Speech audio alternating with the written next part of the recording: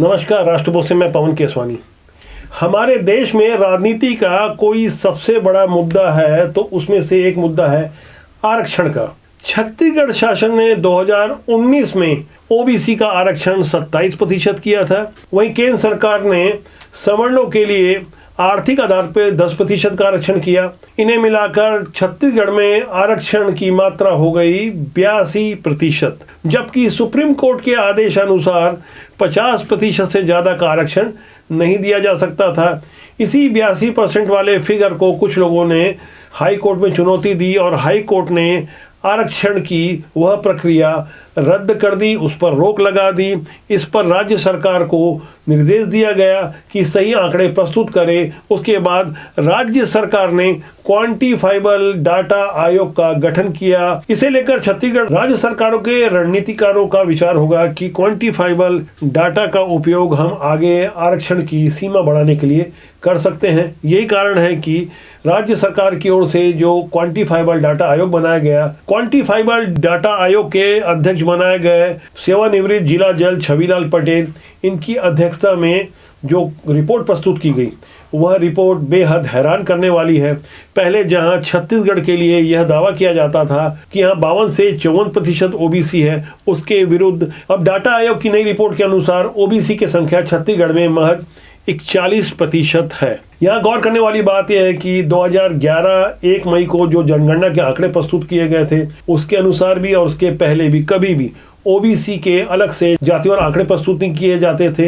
यही कारण है कि अभी तक ये संख्या अनुमानों पर आधारित थी, लेकिन इस रिपोर्ट के अनुसार छत्तीसगढ़ में सामान्य वर्ग की संख्या है महज 3%। यहाँ गौर करने वाली बात है कि सरकार ने अभी तक आयोग की रिपोर्ट के तथ्यों को सार्वजनिक नहीं किया है। प्रशासनिक सूत्रों का कहना है कि छत्तीसगढ़ की आबादी 2 करोड़ 94 लाख अनुमानित है। पिछले 2 साल तक ऐप और वेबसाइट के माध्यम से सर्वेक्षण के बाद क्वांटिफाइबल डाटा आयोग ने 1 करोड़ 20 लाख से कुछ अधिक लोगों का आंकड़ा जुटा लिया है। ये लोग अन्य पिछड़ा वर्ग में शामिल जातियों से आते हैं। इस मान से यह आंकड़ा केवल 41% होता है। ऐसा बताया जा रहा है कि दुर्ग जिले के ग्रामीण क्षेत्रों में सबसे ज्यादा 72% आबादी पिछड़ा वर्ग की है। दुर्ग जिले के शहरी क्षेत्रों की अगर बात करें तो इस वर्ग की आबादी 40 से 41% आ रही है, जबकि बेमेतरा जिले के ग्रामीण क्षेत्रों में 62% आबादी पिछड़े वर्गों की है। वहीं रायपुर के ग्रामीण क्षेत्रों में भी इनकी आबादी 61 से 62% बताई जा रही है। प्रदेश के आदिवासी बहुल क्षेत्रों की आबादी 30 से 35% बताई जा रही है। सरकार इस रिपोर्ट पर 24 नवंबर को होने वाली कैबिनेट की बैठक में चर्चा करेगी। वहां से मंजूरी मिलने के बाद विधानसभा के पटल पर इस रिपोर्ट को रखा जाएगा। राष्ट्रबोध को मिली जानकारी के अनुसार क्वांटिफाइबल डाटा आयोग ने हालांकि अगस्त महीने में एक संक्षिप्तिका सरकार को सौंप दी थी। तब भी करीब 40% ओबीसी की आबादी छत्तीसगढ़ में बताई जा रही थी। इसके बाद 1 महीने का अतिरिक्त समय दिया गया, उसमें भी तमाम डेटा जुटाए गए। तमाम जिलों के कलेक्टर, आयुक्त, नगर पालिका और निकाय क्षेत्रों के तमाम अफसरों को इस काम में लगाया गया। सर्वेक्षण के पोर्टल को फिर से खोला गया। तमाम कवायदों के बावजूद ओबीसी की आबादी 41% से ज्यादा नहीं पाई गई है। हालांकि आंकड़ा आधिकारिक रूप से अभी सार्वजनिक नहीं किया गया है। दरअसल छत्तीसगढ़ राज्य सरकार की ओर से क्वांटिफाइबल डाटा आयोग का गठन 2019 में जब किया गया था, तब से अभी तक कुल 9 बार इसका कार्यकाल बढ़ाया गया है। अंतिम बार जो कार्यकाल बढ़ाया गया है वह सितंबर महीने बढ़ाया गया है, जिसकी अंतिम तारीख 31 अक्टूबर तक थी।